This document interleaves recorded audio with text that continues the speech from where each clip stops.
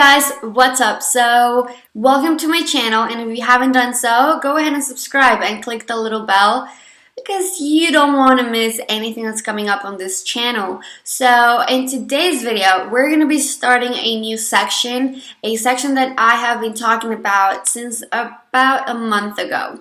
It's a section called Emblem Project. So I really hope you guys like these videos. I really hope it can help someone out there. If it's you or your friends or someone in your family that can relate to any of these videos of the series of my channel, you're more than welcome to share the links with anyone you love that can be identified with these stories that are going to be shared on this section of my channel. So basically, I'm just going to quickly explain what Emblem Project is. It's a project that I'm just starting on this channel, which is basically helping people out there sharing other people's stories. So we all have a story, we all have something that makes us struggle in life, and it doesn't matter, it doesn't have to be mental illness related only, because we speak about the brain and how our mental state and our mental health is affected with our daily basis, with lifestyle, with fashion, art, and falling in love. So we are going to be sharing some of the stories that people want to share. You're more than welcome to be part of this project. If you do want to share one of your stories, it doesn't matter, it doesn't have to be a crazy story, it doesn't have to be like, every story is crazy on their own way, and any story can affect anyone in a different way. So just because you will hear in this section of my channel some stories are way more intense than others doesn't mean that you can't share yours, because it doesn't matter what you go through, it will affect your mental health. It will affect your mental state, and it will affect the way you think and see things in life, and the way you act, and the way you just process things in life in general. So it is very important for us to learn from our experiences and to share our experiences. I do not believe that we have to stay quiet of everything that we go through, even if it's harsh and just very complicated to speak about. If you speak about it, you can process it better, and then you can realize that you can move on and be stronger. And while speaking about it at the same time, you can save someone's life, because you can make someone not feel alone. Trust me, someone out there will identify with your story. So in today's video, we have a story. She will present her name. She recorded herself, and she's going to be telling us a story of her childhood, of high school. Maybe some of you can be identified with some of her things. I certainly felt identified with some of her things of her story, and she has an amazing attitude. She's just super sweet, and thank you so much for sharing your story if you're watching this video. So I hope you all really like this video, and if you want to keep knowing what this story is about, then keep on watching.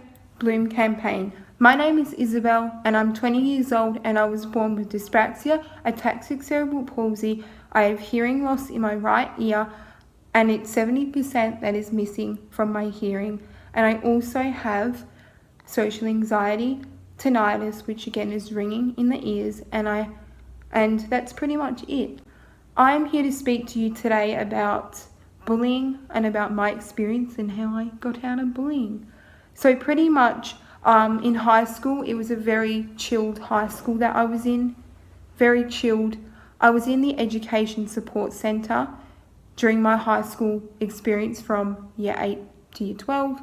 We had a soccer carnival come up, and I really love soccer. My favourite team is Manchester United, and also Chelsea are my two favourite teams. I really enjoy soccer, so I went in, and I was like, it came to the point where people were like, she's never been that into sport, she's not really that sporty. I went in and I tackled for the ball. I was crazy person. And then out of nowhere, she just out of nowhere says, huh? Never knew you to be so sporty because of your weird looks and your weird legs and your weird lisp. Went in there, said that I had a lisp, which I do have, and she was saying that I looked weird because at the time I did have to wear my arm splint because I had a reoccurring injury within my arm. And what it was I had a broken arm in year 6, and it didn't reoccur, but some tendons were a little bit crazy around there. So I wore my splint just to be on the safe side for the day. And it was bright yellow. It was like neon yellow and neon blue. The straps were yellow, and they're like actual color was like neon blue. So it was bright, colourful, in your face, and I was going out there smashing it. And people were like going off. They were like, oh my God, run, run, run. And she would be on the sidelines watching because she'd be off that corner. And no joke, people would be genuinely, like she'd be genuinely just standing there going, why is she still on the court?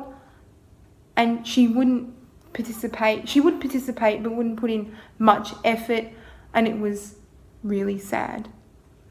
And then it came around lunchtime, and we went down to this like pirate ship kind of park that we have near our school, I guess near our school. It was like maybe a 15-20 minute ride, and it was we were just riding in the bus. We got there, and then I went down to this like little cubby, and I was just chilling there. She just goes off talking about these boys on Instagram, and she was pretty young at this stage. We were all young kids here. We were all like year 8, so we were like 13. We would just have turned 13. All of us would have turned 13, 14, and that's young to start talking about boys in our school. For our school, it was young. Usually it would be like 17, 18 when people talked about boys, and it was crazy. They would go on and on, she'd go on and on about saying, this boy's super cute, why don't you date this boy? And then I heard out of nowhere, oh, she can't get a guy because she's not pretty. He can't get a guy because he wears splints. And I'm telling you, she went, and then we went and we played this game of tag, and we were all joining in, and we were all going for it. And one of my friends who also has cerebral palsy, but a different form of cerebral palsy, was a bit slow, and she was like saying to him, why are you so slow? It's because your legs, saying all these inappropriate comments. I walk in just right in front of my friend, and I said, leave him alone. Please, leave him alone. Yes, he's got cerebral palsy, and yes, he wears splints. I have cerebral palsy too, and I wear splints too. Please, leave us alone and let us be who we are. We are humans, and we are here to have fun. We're not here to go and spread negativity and hate. We are here to spread kindness. Number 1, kindness. Number 2, joy. Number 3, we're here to spread love and acceptance. And so pretty much she ran off with her friends, and ever since that day, she never, ever, ever spoke to me or anyone else in the centre again. And there's more that came through it, but I'm not going to go there because it's a bit personal. But basically, that's what happened in this story. And for me, standing up for myself was the best thing that I ever did, was telling her that it's not nice to bully people because they look different or they act different. If you are a different gender, a different race, if you are from a different country, it is okay. Be you. You are you.